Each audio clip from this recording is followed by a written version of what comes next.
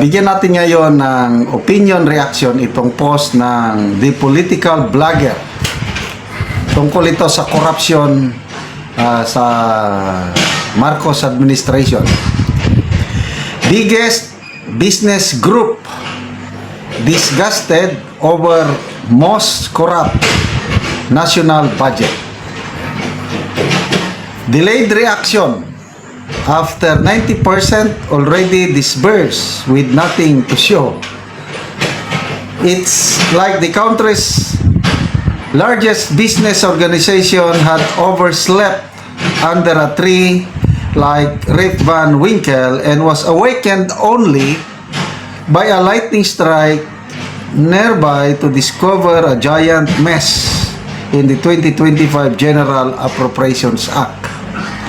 In a news report published Sunday on Billionario.com, the Philippine Chamber of Commerce and Industry, ito yung pinakamalaking business group sa buong bansa, expressed dismay over the lack of transparency and consultation in the crafting of the 2025 General Appropriations Act.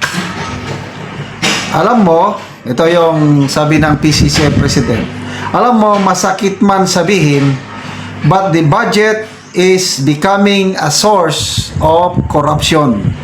PCCI President Yunina Mangyo said, ang dami nilang pinapasok na even kami nakikita namin. Oh, ano yung pinapasok? Yung mga insertions.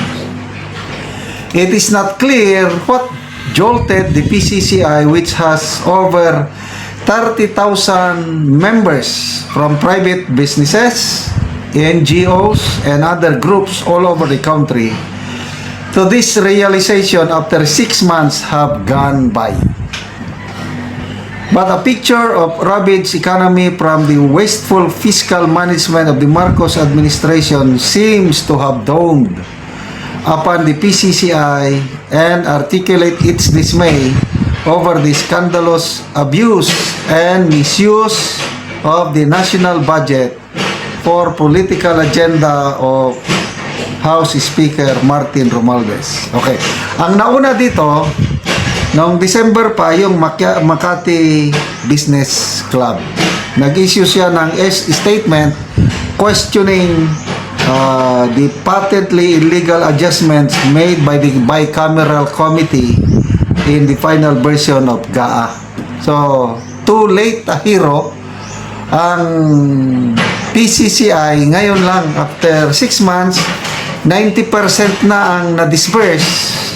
Wala na. Saka lang magsabi na source of corruption itong budget ng 2025. Ito, nag-live kanina si Attorney Vic Rodriguez, yun din ang kanyang topic.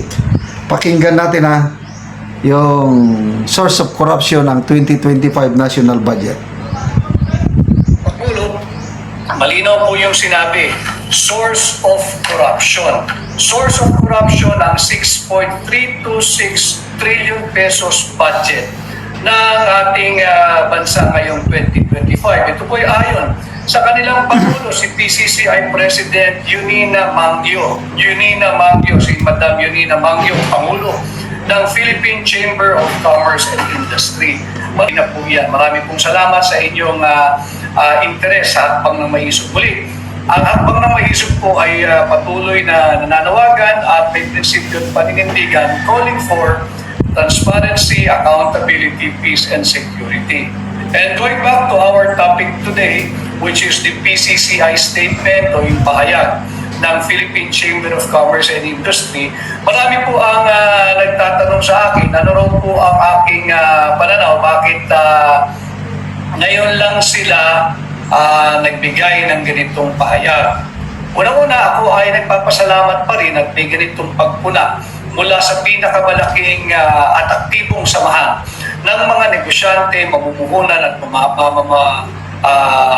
mga employers dito sa ating bansa, yung PCCI, yung Philippine Chamber of Commerce and Industry, sapagkat sila ay apektado Bakit ano raw ho ang aking pananaw kung bakit ngayon lang sila naglabas ng ganitong pahayag? Ang aking pong personal na pananaw at opinion, perhaps it is only now that the PCCI, its members, as well as the employees of all company or employer members of PCCI, perhaps, probably, it is only now, si Jeff Bernaldez, hi Jeff Bernaldez, perhaps it is only now that it finally dawned on our friends in the PCCI, its members, our valued employers, maaaring ngayon lamang na sila ay tumagos sa kanila that essentially the middle class are left to fend for themselves. Yung middle class, yung mga mamumuhunan, wala pong ibinibigay na tulong o saklolo ang pamahalaan sa kanila. Sapagkat maaari, ito ulitin ko sa aking pananaw, ay finally ay napagtanto ng mga PCCI members through their president na panay doon lamang sa targeted section of our community, of our country, yung mga mahihirap, yung mga walang trabaho, ang binibigay panay ayuda gamit ang AKAP, gamit ang AIX, gamit ang 4Ps, at kung ano-ano pang ayuda na ibinubuhos ng gobyerno.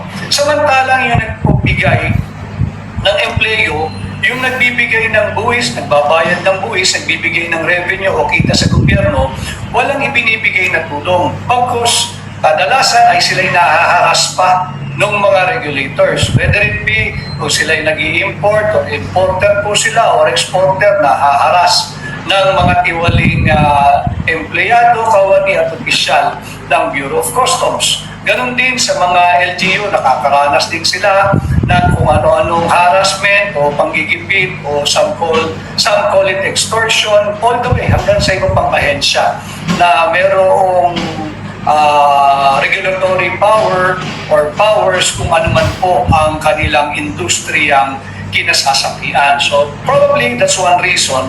At in the alternative, maaari, kaya ngayon lamang nagbigay ng isang bukas at matapang na pahayag ang Philippine Chamber of Commerce and Industry at sinabi na source of corruption ang ating pambansang budget. Na matagal ko nang sinasabi na ang punot dulo, ang simula't katapusan ng korupsyon sa ating bansa ay ang ating tao ng budget. Maaari, kay Fai Mifi watching here in Macau, salamat sa iyo. Kay Elma Donaire, good morning Sir Attorney Vic, magandang umaga. So yun, very clear ha. Ngayon lang napagtanto ng PCCI na yan na pala, source of corruption. Anyway, it's better late than never.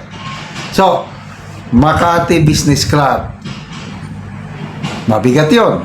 Kailan ito mas mabigat?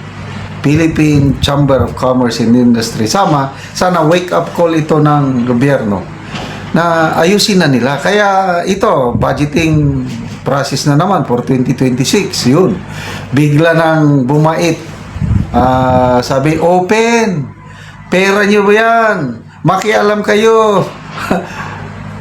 Magpakabana. Kung sa Bisaya pa. Dahil pera yan. Kasi nabuking na sila itong 2025. So, sana hindi na maulit ito dahil sayang ang pera ng taong bayan na uubos ang pera sa korupsyon instead na mapunta sa kabutihan ng mamamayang Pilipino, napupunta lang kung kani-kanino.